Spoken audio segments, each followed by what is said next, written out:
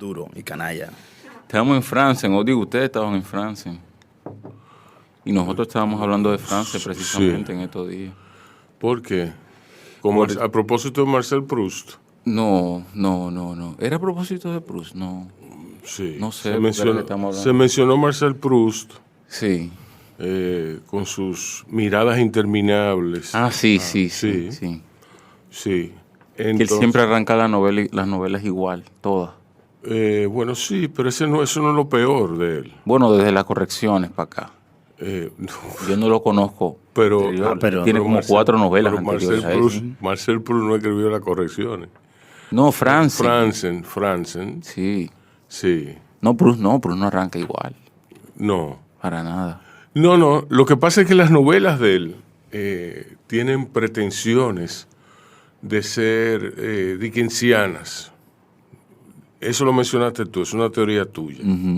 Yo no hubiera hecho ese paralelismo, pero es cierto. Él siempre como que se tira por todo lo alto. Sí. Con todas sus novelas. Sí. Entonces, como dice Rey, todas sus novelas tienen una explicación política. Él asume que todo lo que uno hace es político. Y en ese sentido, él hace como un paralelo, él da una explicación existencial, filosófico-política. Y bien hecho por él. Bien hecho por él. Sí. Y yo no creo que lo haga por activismo ni nada. A veces los escritores necesitan un marco de estructura para operar. Y quizá eso le da. A veces no, los escritores necesitan un marco estructural para... ¿Qué tú dirías en Juno, por ejemplo? ¿Qué marco de estructura? Y tiene crítica sociopolítica, pero ¿qué es el marco de estructura de él? Yo creo que hay una sexualidad ahí. La sexualidad, el dominicanismo. Exacto, el gran fantasma de la identidad. Exacto, el gran fantasma. Sí. Pero hay un tema sexual no resuelto ahí. Pero me entiendes dónde yo voy, o sea, porque también hay sexo en Jonathan Franzen, pero lo de Franzen es la estructura sociopolítica. Sí. En Juno está la vaina, te digo más. En Ángel Hernández, que Charamico es una novela que a mí me parece muy interesante, juega con la disrupción. Esa es su estructura. La historia está ahí. Entonces yo creo que cada quien se engancha en una estructura. Ahora habrá que ver, la pregunta sería, si tú como escritor te enganchas en la estructura para tú hacer una obra, o si tú como escritor te enganchas en la estructura para ir haciendo el proyecto. O sea, te digo, Jonathan Franzen, eso de lo que tú dices, son esos grandes esfuerzos. Sí. ¿Tú sabes quién dice ese? Piglia, cuando habla de Borges, y habla de lo contrario de Borges. Cuando dice, no es Mallea, no es fulano, o sea, no tiene la gran obra. No. Que es lo que tiene Franzen. Cada novela es un gran intento. Pero yo creo que Borges, Borges, como en el sentido opuesto que Franzen, que Borges sí es duro y sí es canalla, y sí sabe ser canalla. Borges es como un río que es constante, que siempre es seguro. Es como un río, es como un clavo, como una playa secreta, que todo el mundo la conoce y nadie habla de ella en el pueblo. ¿Entiendes? Sí. Algo así. Y es raro porque Borges también, yo estaba pensando precisamente en los escritores tótem de él, y son escritores de grandes novelas. O sea, Borges es un gran admirador de Dickens, Borges es un gran admirador de Stevenson, Borges es un gran admirador de Chesterton. Es un gran anglófilo. Es un gran anglófilo. Y esas grandes historias irlandesas del África del Norte. Exacto. Es un escritor que no está necesariamente en el centro de lo que se entiende como que lo que debe ser la literatura. Siempre estuvo por las periferias. Quizá la estructura está ahí. Pero la idea que yo quería terminar con Franzen era esa, ¿no? De tener ese escritor que se entrega a grandes cosas, pero tiene también que sacrificar mucho, duro canalla. Por eso tú puedes decir, Franzen para mí no es ni uno de la otra. Es un escritor neutro. Sí, exacto. No es, vamos a hablar de el duro que nos inició en la conversación. Paul Auster, no es Paul Auster. Oh, sí. No. Y yo te voy a hablar de un canalla. Y duro a la vez. Norman Mailer. Cuya primera novela tiene más de 400 páginas. Sí. The Naked and the Dead. Sí. Y bueno, señores. Poco hijo de puta de él. Sí. Estamos, señores, en La Yola Borracha, el podcast literario que dirige Emil Matos para Bajo Radio. Emil, dite algo. No, señores, fantástico que ustedes estén por aquí. Yo realmente hoy soy invitado a mi propio programa, porque realmente... ¿Y por qué? Sí, pues me siento así hoy, como... Hoy. Sí, como que vine... Como apagado. Sí, no, me encanta que Rey esté aquí porque hay un programa con Rey que ya está en todas las plataformas, que ustedes pueden... escucharlo, pero quedaron muchas cosas pendientes con Rey, siempre quedan cosas pendientes con la gente interesante. Hay que ver, bueno, porque este es un programa especial, esto va a ser un programa de radio y a la vez va a ser un podcast. Entonces, bueno, esto es parte de una serie de programas que sobre literatura vamos a armar con el protagonismo de Rey, que se va a llamar Duros y Canallas. En Bajo Radio, un corito no tan sano. Pero que básicamente yo aquí no soy invitado tampoco, porque es como si yo me manejo ya siempre, exacto. Y tengo unos deseos de que hagamos estos programas. La idea surge de eso. Escritores duros y canallas, y nosotros vamos a hablar de eso. Que decir que es escritores, quiero que entiendan que básicamente nos estamos apegando a las leyes más... subjetivas, estrictas y normales y subjetivas de lo que es el español. Es inclusivo el programa, escritores es solamente hablando en español porque son escritores y escritoras, pero como es radio y nos cuesta el tiempo, vamos a ir por escritores. Diciendo esto, una dura, para nada canalla, dura. Aida Cartagena Portalatín. Aida Cartagena. Exacto. La dura. En este sentido, aprovecho que te dije, me fui de boca la última vez que estuve aquí porque no expliqué bien lo que yo quise haber dicho, la intención era otra. Cuando hablé de que Miguel de Mena había intentado lo de hacer una edición de Calera para Electra, lo que yo quise decir en verdad... Sí, pero no te des intimidad. No, tampoco, no. Pero lo que quise decir fue en verdad que lo intenté y lo logré. Claro. Y lo logró. O sea, que lo intentó y lo logra. Sí. Y aclaro lo siguiente. El que quiera leer una versión anotada de Aida Cartagena Portalatín, la tiene Cielo Naranja. Sí. Que no solamente tiene, Cielo Naranja no solamente tiene esa, tiene ahí los archivos, tiene toda la obra muy excelentemente cuidada y excelentemente clara el trabajo de Miguel de Mena. Hay una cosa en la que yo me quedé pensando. ¿Cómo se llama el libro de cuentos de ella? Tablero. Tablero. Lo acabo de releer ahora. No, es genial. Hay una cosa que yo me quedé pensando con eso, y es que la primera edición de la novela, ella la hace con Brigadas Dominicanas, que es una editorial que ella dirigía. Entonces, me quedé pensando en lo que tú decías de los errores. ¿Qué pasó ahí entonces? Porque... era otro tiempo y ahí yo creo que lo que hubo fue un poco de descuido, también quizás editorial, porque después la cogió la editorial de la UAS, después lo cogió... Pero ella la anotó, ella le hizo las anotaciones. Hizo anotaciones y entonces son de esos textos míticos que tienen mucho vericueto, ¿me entiendes? O sea, y es una novela rara, es una novela collage, armada a pedazos. No dudes tú que ahí se haya ido. Yo tengo textos así que ya están publicados. O sea, hay una versión de los gestos inútiles que andan por ahí que están pegadas, como hay cosas que si tú no estás leyendo con mucho cuidado se pueden perder y eso pasa, tú sabes.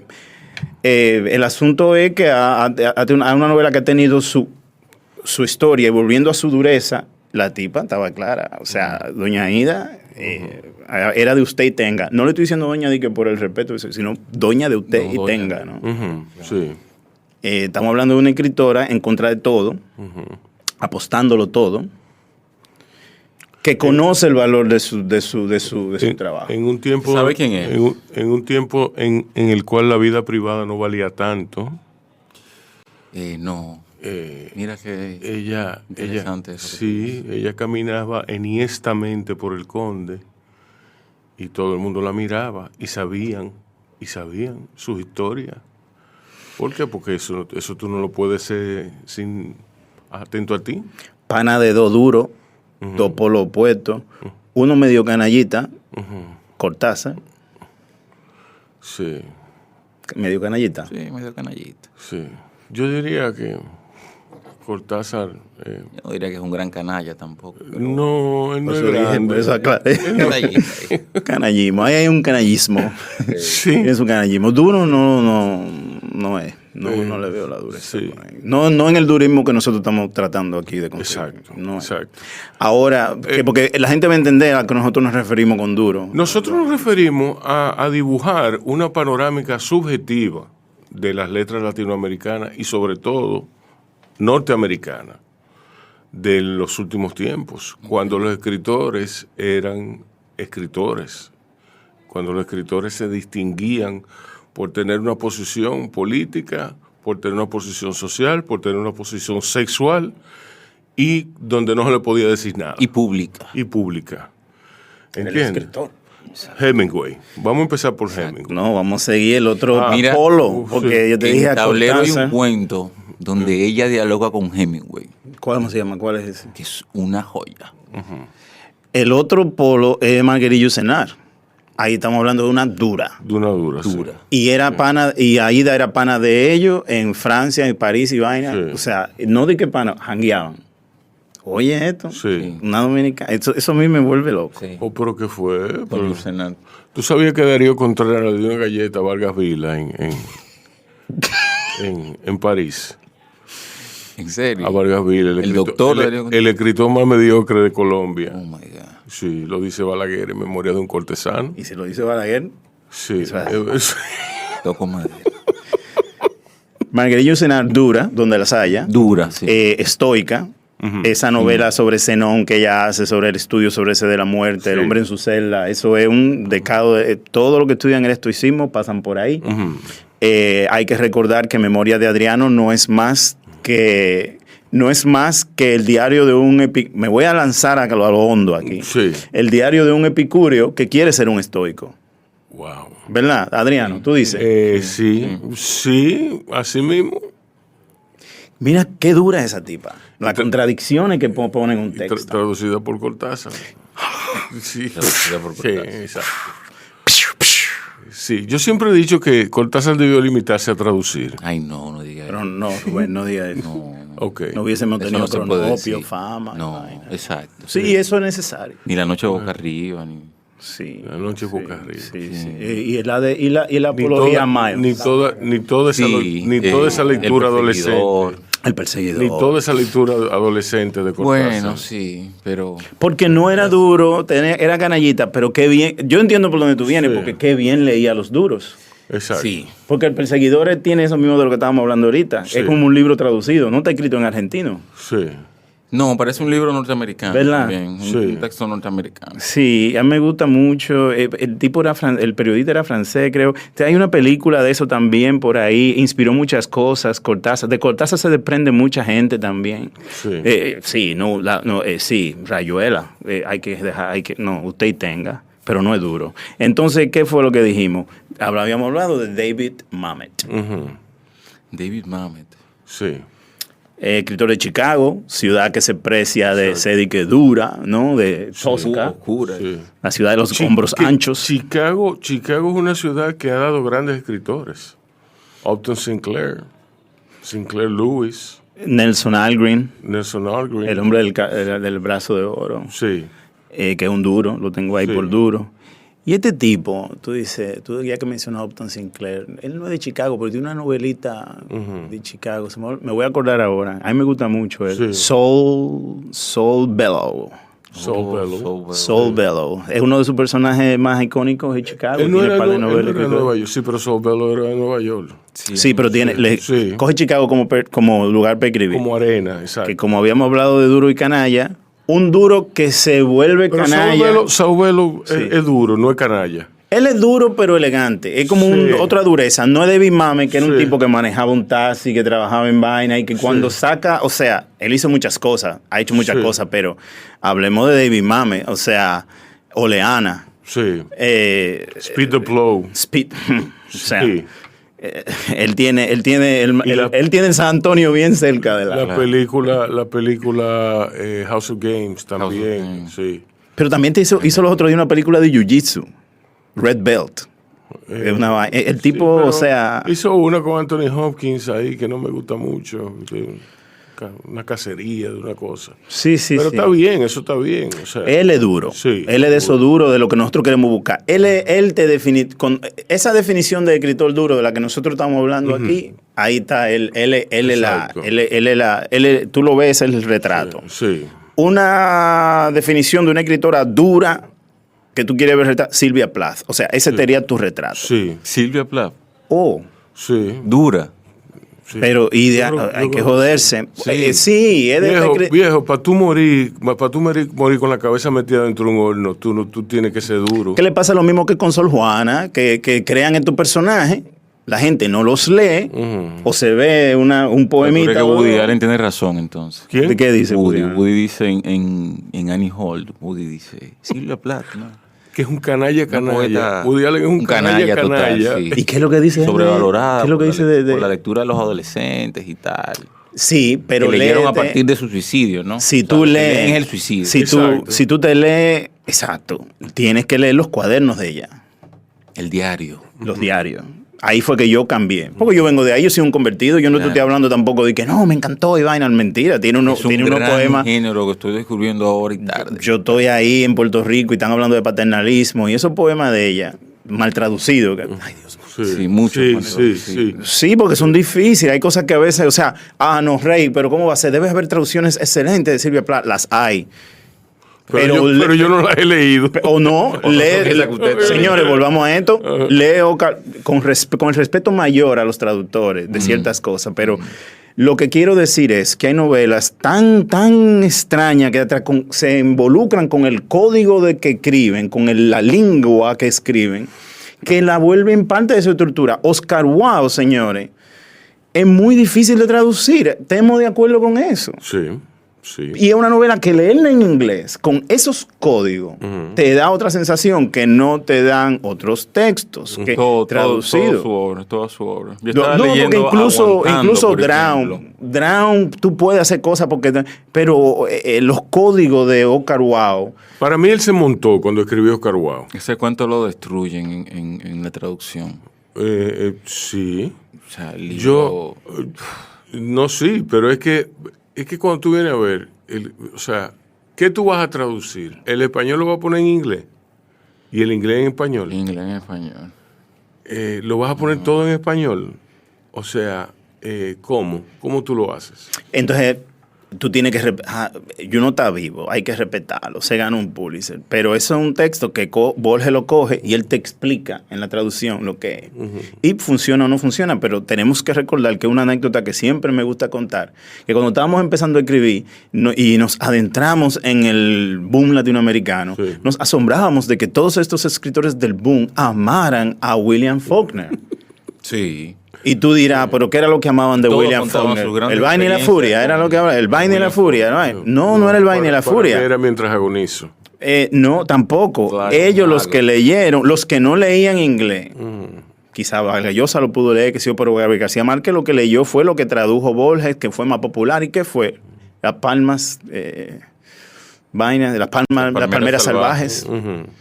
Una traducción medalaganaria de Borges, en donde él explica a William Faulkner, pero claro, con la genialidad de él. Claro.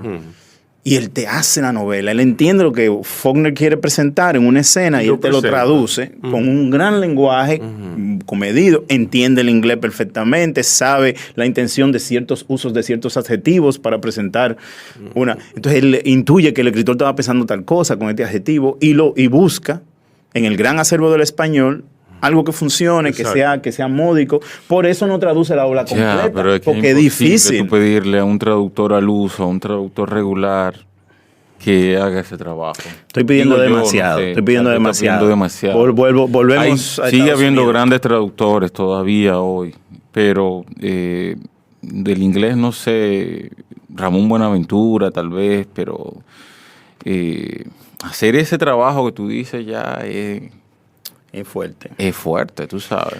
Philip Roth. Entonces. Un duro. Duro. Y canal. Durísimo. Pero que se vuelve canalla después. Sí. Y asciende a la canallada. Él se vuelve... sí. Y la maneja mejor que Él nosotros. se sube en su dureza y se convierte en un canalla.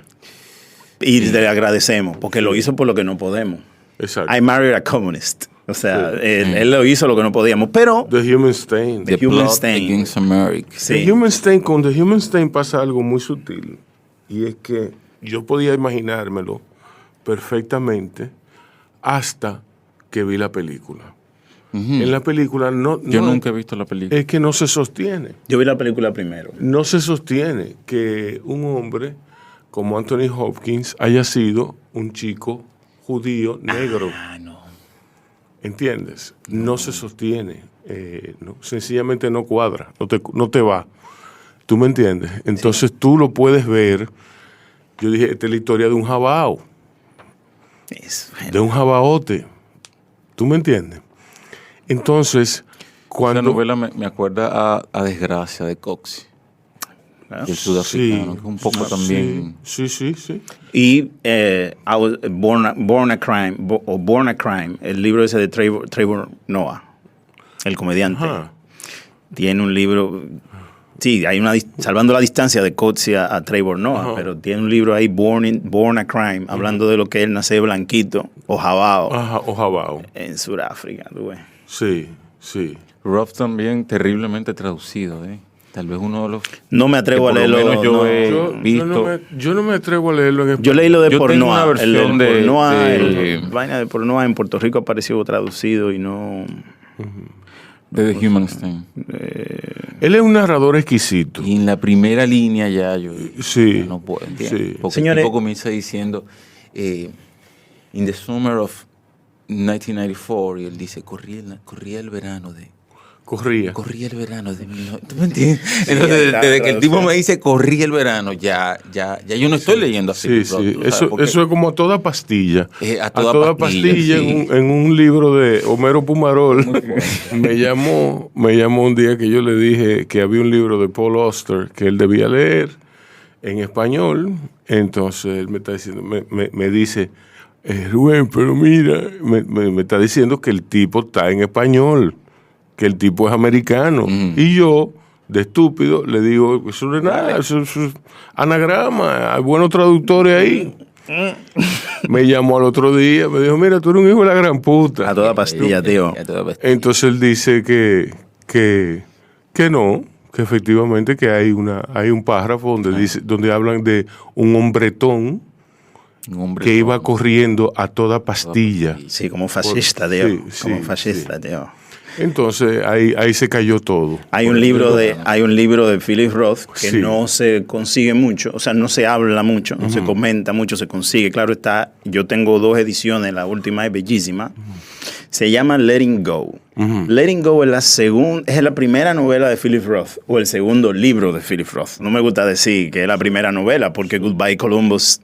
Está ahí. Sí. Goodbye Columbus es como que él es la mise en place. Él te dice, estos son los personajes que yo voy a usar, yo voy a hablar así, yo voy a hablar de estos temas, el sexo, los judíos, la vaina, tú voy a hablar de Nueva York, yo te voy a hablar de esto. Loco, un escritor que se mantiene fiel a una vaina, que no estoy diciendo tampoco que eso hay que dar una medalla, pero es muy chulo, es muy chulo ver un escritor plantearte un sistema Sí. y Desde el día desarrollarlo. uno. Sí. Es un escritor que escribe para escritores. Philip Roth tiene esa novela que se llama Letting Go. Loco, esa novela yo la leo todos los Thanksgiving. Es una novela en donde él te habla Franzen otra vez. Es una de sus novelas más grandes en extensión. Y te hace de la historia de 2 panas.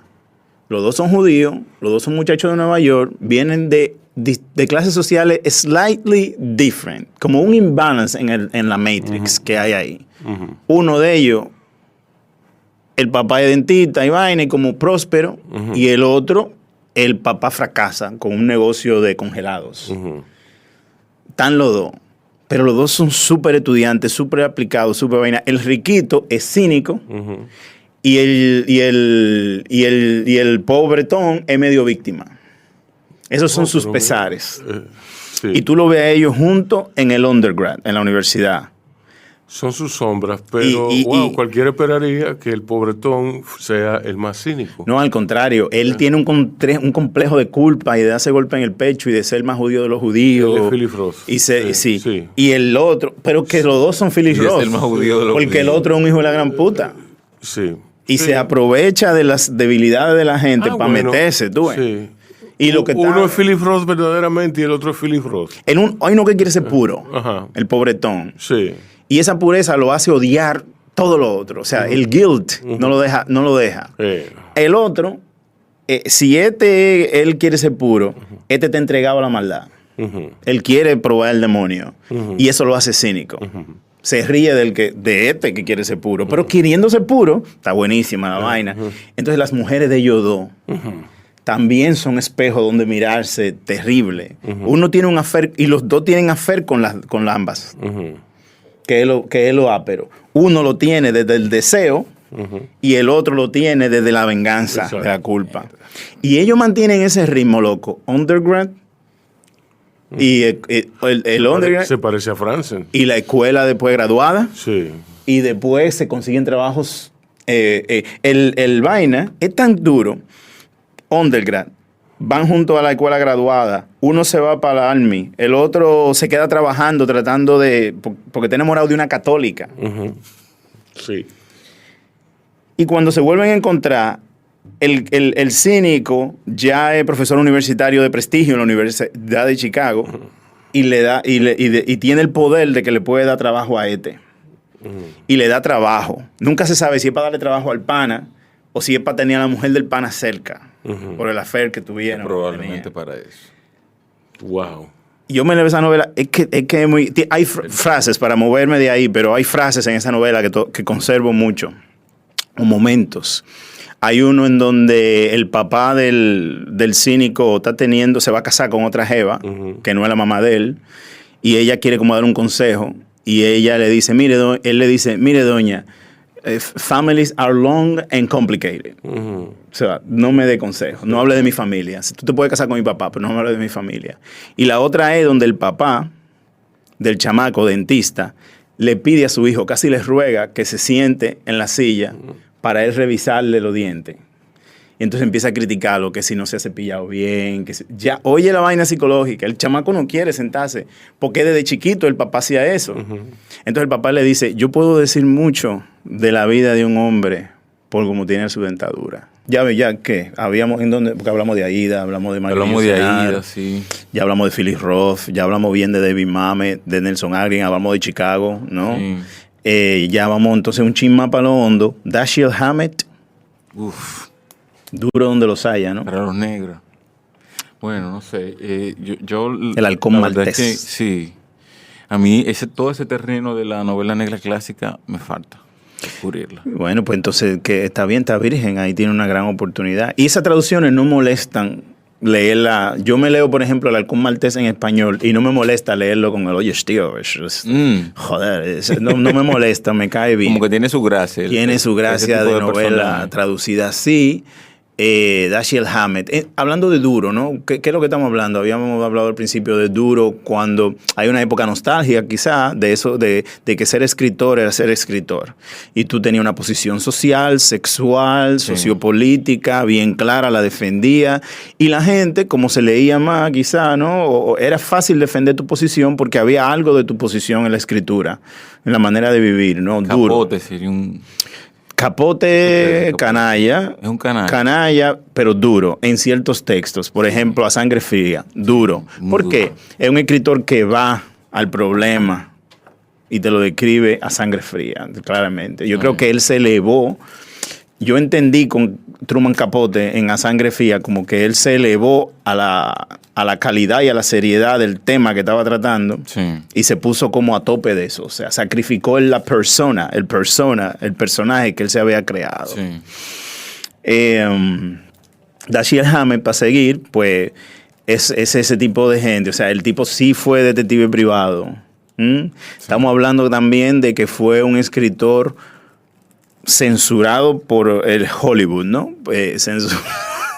Censurado de esos efectos especiales ahí. Escritor censurado por esa gran lista negra que hubo en Hollywood. Pero Hollywood no lo usa en un momento determinado. Sí, lo usa después. Ok. Lo usa porque todos después encontraron trabajo. Sí. Pero por un tiempo, en el famoso macartismo, lista negra de Hollywood. Trabajo, okay. Después de eso. Imagínate. Pero en esa gente de la letra de esa lista negra, te menciono, bueno que hablemos de ella, porque si menciono un paralelo de Dashiell Hammett en ese aspecto, hay otro duro, bien duro, Dalton Trumbo. Dalton Trumbo. O sea, hay una novela muy famosa que tiene su película que se llama Johnny Have a Gun. No sé si tú sabes que, por ejemplo, Nacido el 4 de julio, la película esa que hizo Tom Cruise, ¿te acuerdas? tiene mucho de Dalton Trumbo y de esa película Johnny Have a Gun, que es que sí, yo te mando a la guerra, pero lo que regresa de la guerra es sin brazos, sin piernas. Lo que regresa de la guerra es un Guiñapo. un guiñapo, un retrato muy extraño y muy disruptivo de lo que tú haces para promover a la gente que se meta. O sea, Top Gun, por ejemplo. Coño, los tipos bellísimos, esos uniformes le quedan geniales, militares. Yo me metí a cadete. Yo lo digo diseño, en el Hombre Triángulo, yo digo que yo me metí a cadete después de haber visto a Richard Gere en The Vinyl Gentleman y una vaina, vestido de blanco, cadete, ¿no? Ujú. Pero lo que regresa, esa imagen de lo que regresa, esa imagen viva de lo que es la guerra y lo que la guerra le puede hacer a una persona, a una familia, destruir, ¿no? Todo eso, es lo que te presenta Johnny Have a Gun y Born on July 4. Por eso es que Dalton Trumbo es un duro. Son escritores que se meten a sitio a escribirte ese tipo de cosas que no necesariamente son las que tú quieres oír como sociedad. Porque tú estás en una Segunda Guerra Mundial y tú estás mandando gente a matarse, ¿no? O tú estás en Vietnam y tú estás mandando gente a resolver guerras que no tienen sentido. Ahora mismo Ucrania y Rusia, sí, ¿verdad? Tú estás mandando gente ahí. Tú necesitas una buena campaña de publicidad para tú mandar a esa gente ahí, pero la realidad es otra. Y ahí entonces ahí es que entran este tipo de escritores. Dalton Trumbo tuvo en la lista negra, pasó muchísimo trabajo, pero era genial escribiendo. Y se buscó, para ganar dinero, lo que hacía era que escribía hasta 7 guiones en un año con distintos nombres. Él usaba, si no usaba el seudónimo, usaba testaferros, que ponían los guiones y las novelas las publicaban y él cobraba una parte. Todo empezó a dar problemas cuando se ganó un Oscar. Y nadie subió a buscar el premio. La película era una película de torero bien chula, se me olvida el nombre ahora. Una película romántica muy buena. Pero hay una historia buena con él, que es que cuando sale de la lista negra, cuando ya se acaba su censura, es cuando el papá de Richard Douglas, de Vaina Douglas, de Michael Douglas, yo creo que es Richard Douglas, el señor, que hizo Spartacus. Loco, Spartacus es un guión de Dalton Trumbo. ¿Qué? Y es un reflejo de lo que él vivió en su censura en Hollywood, en Estados Unidos. Spartacus. Y esa novela se quedó con el pedazo. Y ahí fue cuando Douglas, que es quien está dirigiendo esto, lee el guión y le encanta. Y dice, bueno, pues sí, dile al guionista que venga mañana. Es que hay un problema con eso. Bueno, el tipo está censurado, no puede venir. ¿Y cuándo fue eso? Y tuvo 10 años en la cárcel por eso. Dice, pero ya eso pasó, yo lo quiero aquí mañana. Y ahí es que, si él ya fue preso, ¿verdad? Y ya salió de su prisión, ya dale para allá. Entonces sí, un escritor duro. Fíjate que me gusta Dalton Trumbo como escritor duro, porque no es ese escritor duro que la gente piensa que el tipo está en un bar borracho dando galletas y vaina. No, no estamos hablando de eso. Duro, ¿verdad? No estamos hablando de eso. No. Es dureza ante la vida. Y como diría Onetti, duro donde los haya. Sí. Durar ante la vida. Eso dice Onetti. Durar ante la vida, perdurar ante el arte. Ya ahí te lo dice. Y por ahí es que nosotros vamos aquí. ¿Qué eran duro, Neti? Duro donde los haya. Ahí te digo yo, Onetti y Benedetti. Onetti 1000 veces. Claro. Te quiero mucho a Benedetti, pero Sí, también. Onetti estamos... Rubén había mencionado con nuestras conversaciones anteriores Carson McCullers. Carson McCullers. Ya nosotros hablamos de Silvia Plath Sí. y de Yursenar, pero la Lispector, una dura ahí donde las haya. Sí, también. Sí, muy dura la Lispector. Me encanta cómo la Lispector se mete en personajes masculinos para describir las mujeres y tú no... hay algo ahí en la estructura. La pasión, según Yachi. Y me lo imagino en portugués, me lo imagino en brasileño. Tiene que tener un ritmo. Tremendo. En esa Lispector. Sí. Ella que era muy quisquillosa con la edición, se molestaba tremendamente si le movían una coma siquiera. No le gustaba. McCullers, yo acabo de releer La balada del café triste. Y bueno, McCullers es tremenda, sí, es muy dura. Muy Lo dura, cuento. verdaderamente dura. Lo cuento. Hay una sutileza ahí para manejar, y no es cínico. Estoy buscando otra cosa para decirlo. pero quizá lo encuentre. Ustedes habían hablado de Norman Mailer, pero también... y el hombre de No Country for Old Men, Cormac McCarthy. Ahora pensé en él, pero tú sabes que después pensé que, no sé, a mí Mailer no, McCarthy, siempre, no sé, yo he leído 4 novelas de él más o menos y me parece un poco artificial. Ya. Tú sabes. Yo no era un gran lector. Yo no era un gran lector de él hasta la película. De los sureños, tú sabes, de McCullers, de ¿cómo se llama esta otra? La de un hombre bueno es difícil de encontrar. O'Connor. Ya. Porque tienen esa naturalidad, tienen ese planteamiento, tú sabes. No sé, el hecho de que McCarthy tenga que siempre como mirar hacia la frontera y estos personajes siempre un poco desbordados, estos asesinos, o la carretera, que también es una desmesura, ya un mundo post-apocalíptico. A mí, bueno, sí, pero no creo que sea tan duro, tú sabes, porque no está el asunto social ahí, ni hay una jugada política tampoco importante. Habíamos hablado de Paul Auster en algún momento ahorita, de duro. Y yo lo digo duro, pero para convencerme también. Para nada canalla, el Auster, para nada. No. Pero duro duro en ese sentido, en perdurar. Fíjate, es un gran traductor, Paul Auster. Y tiene el texto de The Art of Hunger, el arte del hambre. Sí. Que seguro se traducirá de otra manera, pero... sí, pero es un arte, el arte de... La gran hambruna. El arte de la hambruna. Te deja ahí, él te enseña ahí, se deja ver él como traductor, como lector, como... Y me gusta porque entonces te cuenta. Él tiene un libro, ahora te digo yo, se me va, un libro buenísimo, que lo leí antes de The Art of Hunger, que se llama...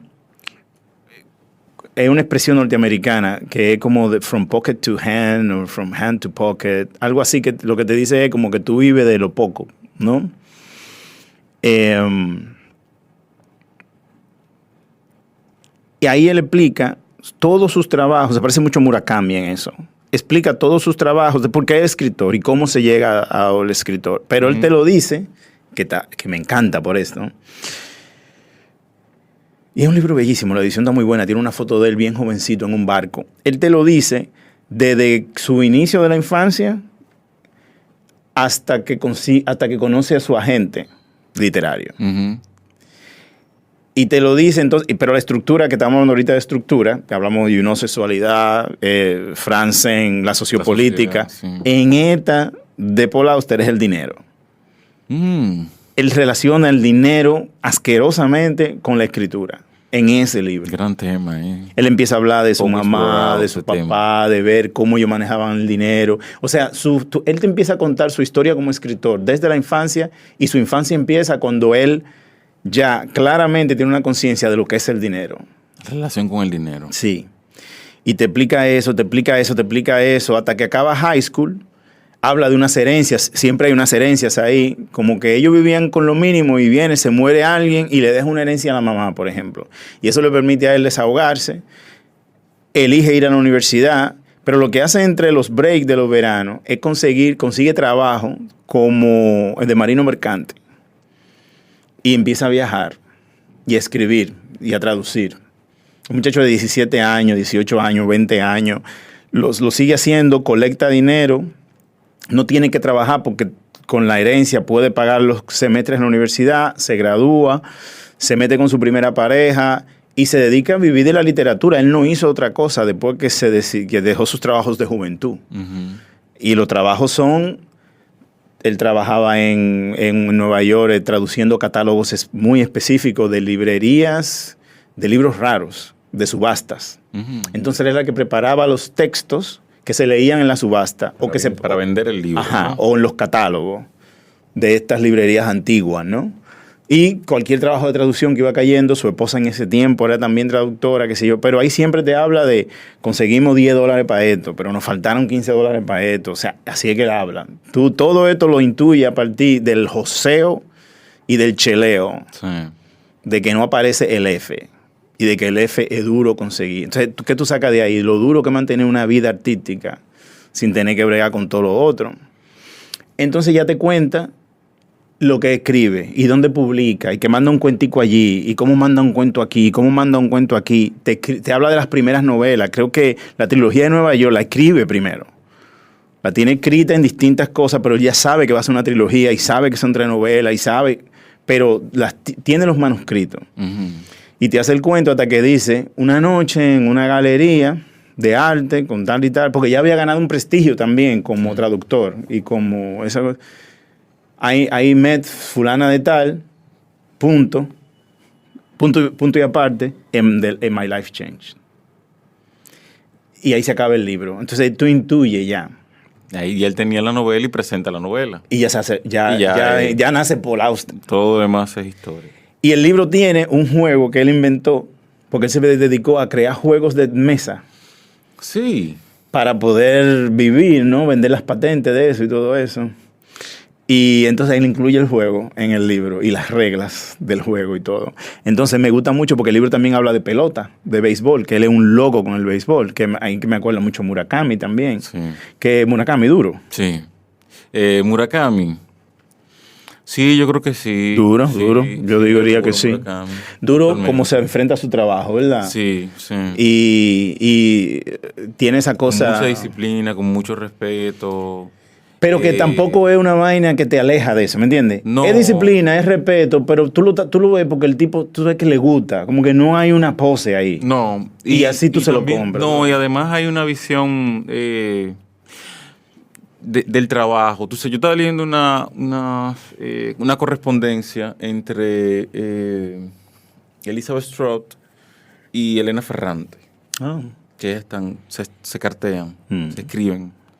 Y bueno, ya no se cartea, ya nadie se cartea, sino Por ¿cómo email. se dice ahora? Sí, sí. Se... No sé, pero es la única. Sí.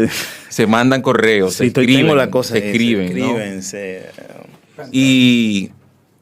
Y ellas hacían mucho hincapié, ambas, las dos, en la necesidad de desacralizar, y utilizaban un término que era volver la literatura o el oficio laico, es decir, desacralizar un poco toda la idea del escritor y del trabajo del escritor y ponerse a pensar un poquito más en las condiciones materiales que conlleva Claro la que- realización de una obra. Es que ¿no? eso es un programa que vamos a hacer eventualmente, cuando nos vayamos moviendo hacia adelante. Yo Sí. quiero hablar un poco del bloqueo del escritor. Sí. Yo tengo un programa ¿Tú de quieres eso. hablar del bloqueo del escritor? Del famoso bloqueo. Porque es que a nosotros nos enseñan a hacer la novela, nos enseñan lo que es un escritor, nos enseñan todo eso, pero no hay nada, nada de que te hable. cuando no se puede escribir. Cuando tú no vas a tirar para adelante.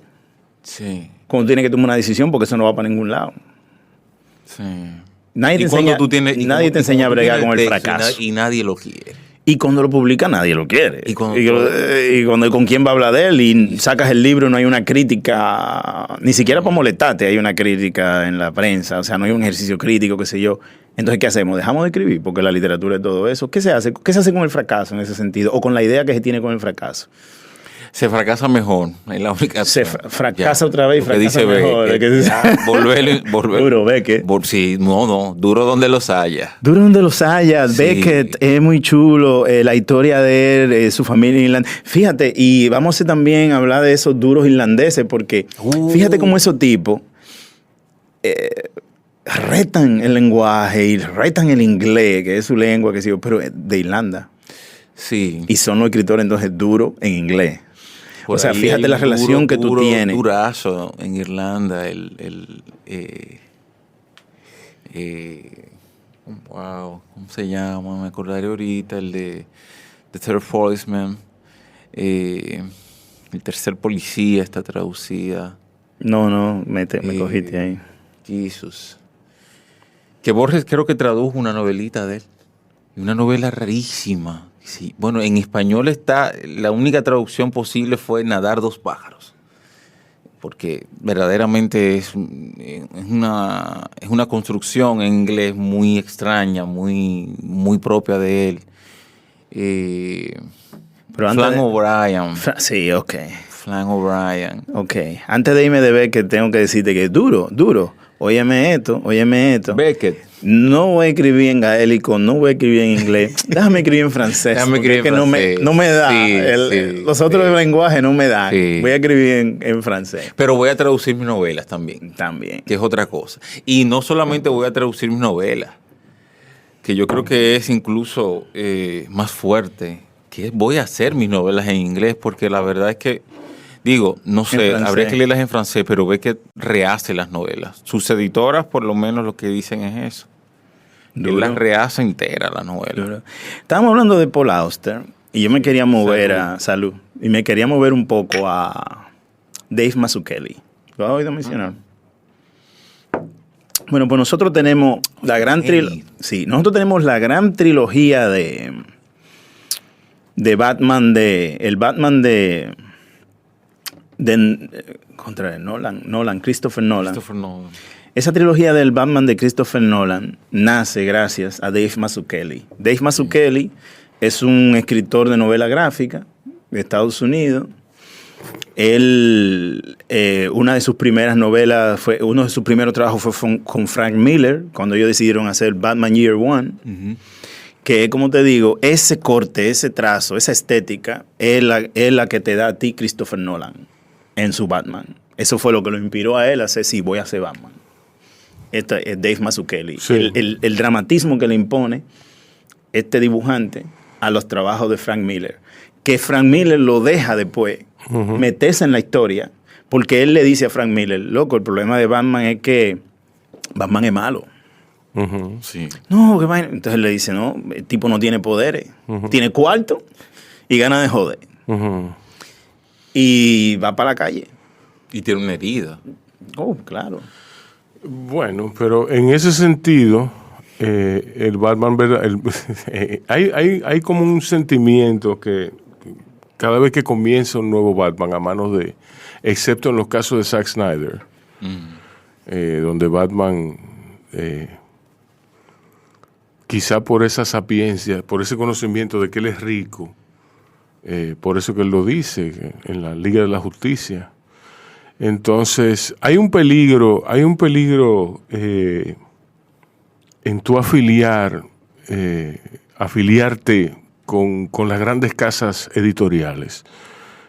Con DC Comics, con Marvel, hay como no sé, hay como algo peligroso en eso. Marvel lo ha llevado hasta las últimas consecuencias, pero bueno. Con Batman, el Batman de Christopher Nolan tenemos que supo cuándo terminarla. Claro. Cuándo decir no más, ya yo terminé con Batman, ya Batman. Ahora, Christopher Nolan le imprime un sello muy personal a cada Batman. Y es el acercamiento con la cámara, todo eso. Que un hombre. La cámara, O exacto. sea, que no es una vaina que está...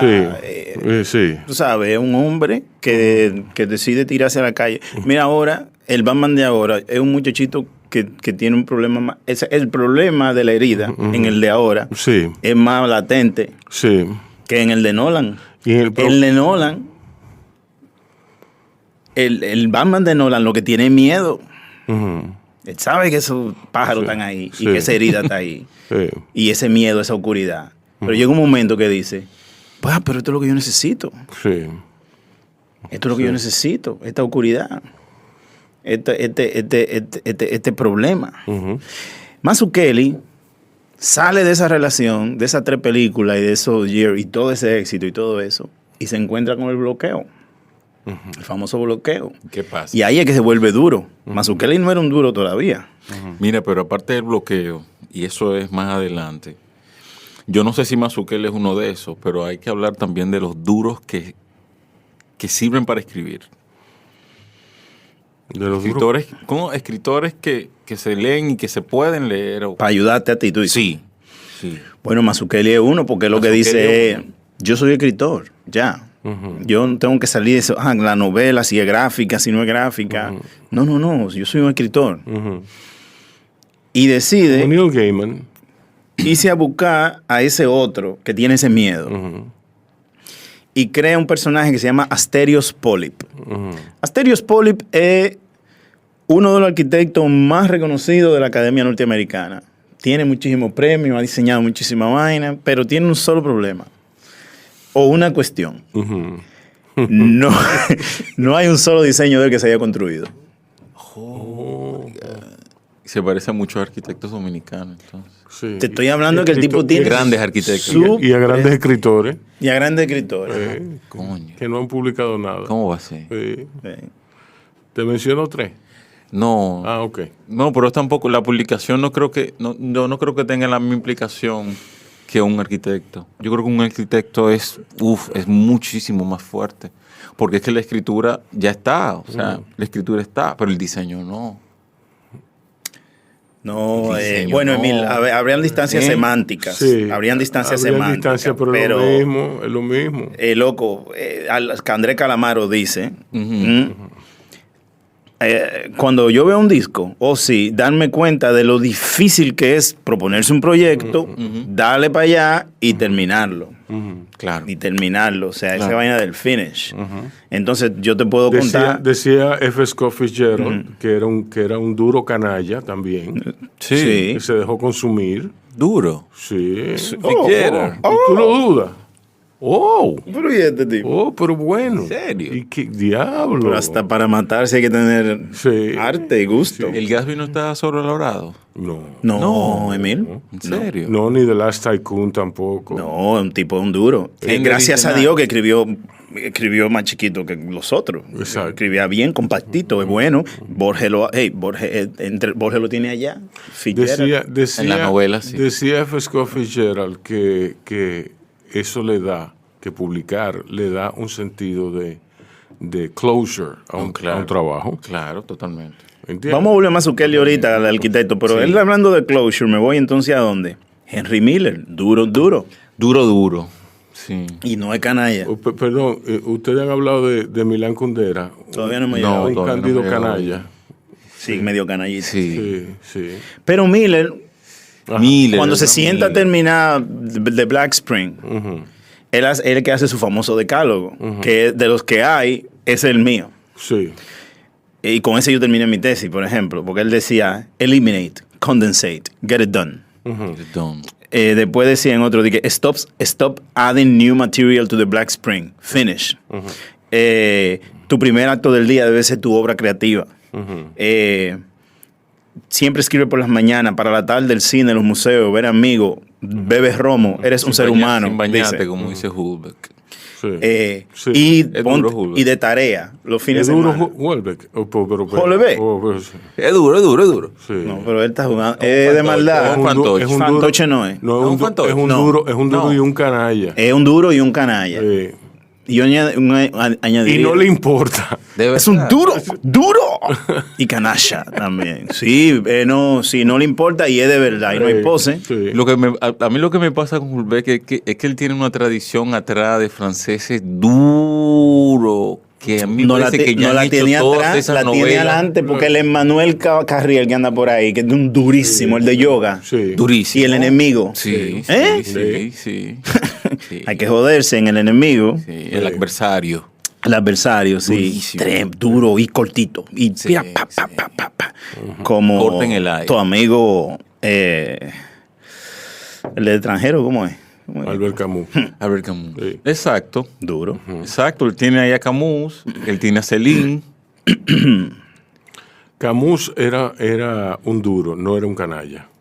Exacto. No era un canalla. No era un No canalla. era un duro. No, era un hombre muy activo, muy políticamente activo. Y Sí, claro, pero era un hombre muy y bondadoso claro, también. Sí, porque ahí voy, qué bueno que tú dices eso, porque tenemos que hablar también de esos tipos, de Bukowski, el mismo Miller, Philip Roth no, pero Bukowski, Miller, Hunter entonces no, pero vamos, también vamos a dejarlo ahí. Bukowski, Hunter entonces era un canalla loco. sí, digamos que Plath, Henry Miller y Bukowski, que son tipos que te enseñan a ti que cuando un duro de esos se abre el corazón, tú tienes que dejar el claro. O sea, los poemas de Bukowski que te sacan la lágrima a ti de la belleza, del amor, loco, que te dejan sin sentido. Sí. Él lo hace, el punch. No hay pocos escritores que tienen un punch como Bukowski. No, tremendo. Bukowski cierra, always Sí, closing, siempre. always closing.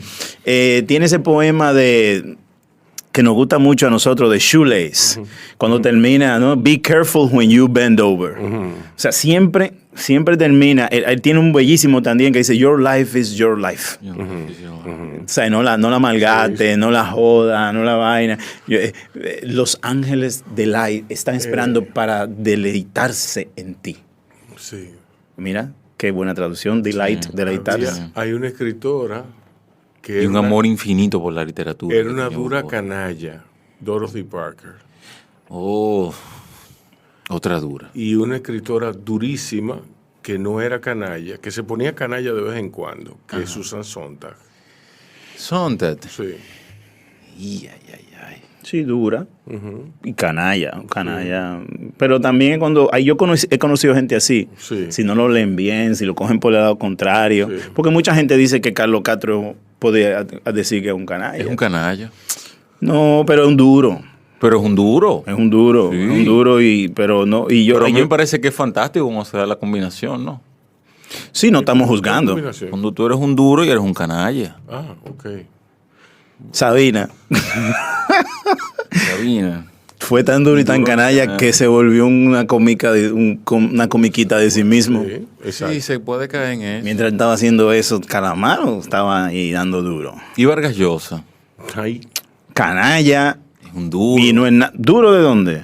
No es un duro, Vargas. Yo no creo que duro. ¿Tú crees que duro? Yo creo que es un duro. Yo creo que canalla. Duro no. No. Tú en el momento. yo no creo que él sea un canalla ni siquiera. Él comete canalladas. El canalla. Pero el señor ahora de ahora. El señor, sí, el que dejó a su mujer por Sí, pero ya esas son, tú sabes, canalladas. nimiedades de un Canalladas. señor ya. Ey. Emil. Pero el hombre que escribe La Casa Verde y La No, Guerra del no, Fin del Mundo, no. Ok, La la guerra Casa que- Verde, La Ciudad de los Perros. era un duro, la Ciudad de los Perros era un duro. Los cachorros, los jefes. Los cachorros, los jefes. Qué sé yo, la conversación en la Fíjate que Conversación en la son catedral. todos sus libros que pero son entonces escritos- del hablador para acá ya no es un duro. Sí, bueno, es que hay un momento, yo no sé si ustedes consideran, pero hay un momento en que los escritores tú sientes que están tirando. tú Algunos sabes. escritores. Sí. Algunos Sí, escritores. Al principio, sobre todo. Sí, ese momento en el que Oster dice, ya, mi vida cambió, como tú me decías ahora. ¿Tú entiendes?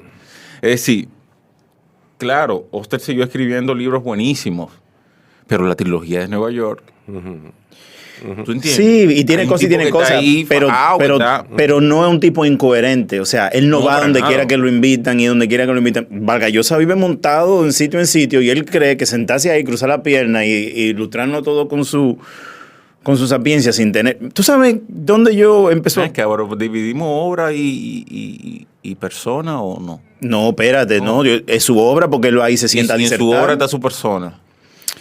Sí, pero está bien, digamos que fue duro. Quien introdujo lo personal fui yo. Y fue un fallo, porque yo siempre he dicho que la persona es otra cosa. Tú sostienes que la Sí. persona es otra Sí, cosa. hombre. ¿Tú no conoces este sociólogo francés que tuvo unos Alfaguara comete el error de sentarlo con este sociólogo francés a Vargas Llosa en Argentina y después lo sientan en España y después lo sientan en un sitio y empiezan a hablar porque Vargas Llosa, por motivo de la Sociedad del Espectáculo del libro que le escribió, Sí. este sociólogo francés le está diciendo, pero es que tú estás diciendo como que el libro tuyo no está hablando del futuro, está hablando de una nostalgia del pasado. Sí. ¿Y para qué sirve? Es un libro anacrónico, totalmente. ¿Para qué sirve? Como Tienen que muchos hablar de sus últimos Exacto. de lo que como esos Exacto. muchachos que tienen ahora ese celular todo el día van a hacer obra de arte mañana con su teléfono. ¿Cómo tú puedes buscarle la vuelta a que si yo puedo tomar fotos con mi celular, mañana yo encuentro una cámara y me vuelvo a fotógrafo porque en el medio me presenta Exacto. algo distinto? Sí. Y entonces yo vi de mis ojos a Mario Vargas Llosa que se le cayó el discurso así. O sea, no. Y eso. Sí. muy poca gente se da cuenta de eso. Hay gente que lo adora y yo lo adoro mucho y van a pasar cosas, pero tú date cuenta de que tú como intelectual, tú crees que tú vas a llegar allí a cometer una tarde más en el campo. Ya yo publiqué mi libro con Alfaguara, qué sé yo, y este chamaco que está ahí te dice, no, pero espérate, el libro tuyo está muy bien escrito, pero eso es lo que pasó. Es un señor hablándome de una nostalgia de lo que pasó. Claro. ¿Qué yo voy a hacer con estos celulares ahora? ¿Y qué yo voy a hacer con Toquilla ahora? ¿Y qué yo voy a hacer con...? Yo creo que hay un momento en que Vargas Llosa es muy valiente. Yo creo que hay un momento a finales de los años 60 en el que él se da cuenta lúcidamente de a dónde va la deriva, por ejemplo, la Revolución Cubana, de dónde va la deriva política, y él dice, mira, no, esto no. No, es un oportunista. ¿Quién? Vargas Llosa. Y es más oportunista que García Márquez. Porque si hay un escritor latinoamericano oportunista es García Márquez, ¿no? Sí, pero por lo menos el otro no escondía el grajo ni la cosa. Es que hay un elitismo en Vargas Llosa y un yo sé más que tú, y por eso tú tienes que pagar para yo sentarme arriba y que tú me veas, qué sé yo. Es bueno escritor, pero... Y fíjate que desde joven siempre he dicho que como escritor Vargas Llosa es más completo que García Márquez. Pero el espíritu y el empuje no lo tiene. Tiene que crear, lo que no está mal, porque usted se puede crear como escritor, lo que usted crea. Pero es un tipo, mira, Vargas Llosa se amarró tanto a esas corrientes que le convenían, que se iba metiendo en problemas ahora después de viejo, porque se contradice. Claro, como todos los viejos. Él se amarró Señor, él se amarró a esas corrientes. Él quería ser un duro. Como Ahab se amarró a Moby Dick. Él quería ser un duro. Aunque se estuviera hundiendo. Él quería ser un duro, y para ser un duro, que vamos, quizás no es que sea un error ni nada, pero es que yo quiero estar tan presente en la vida social de que yo voy a opinar de todo, porque yo sé de todo. Herman Melville es el otro duro. Otro duro. Sí. Mark Twain es otro duro. Mark Twain es otro duro. Durazo. Kerouac. Duro. Duro. Duro y canalla. No, Emil. No. ¿Por qué? Kerouac, no. Yo estoy con Emil ahí. Hay una cosa ahí. Sí. Hay algo que no me termina de convencer. Algo de fragilidad. Porque es que estaban todos locos lo de eso del beat. Porque, Sí. por ejemplo, y el otro, ¿cómo que se llama? El William Burroughs. Burroughs. Porque Burroughs es lo que está de loco. Y ya. Loco. Sí. Vamos a dejar Burro ahí. Vamos a terminarlo con Burroughs. Sí. Pero vamos a seguir.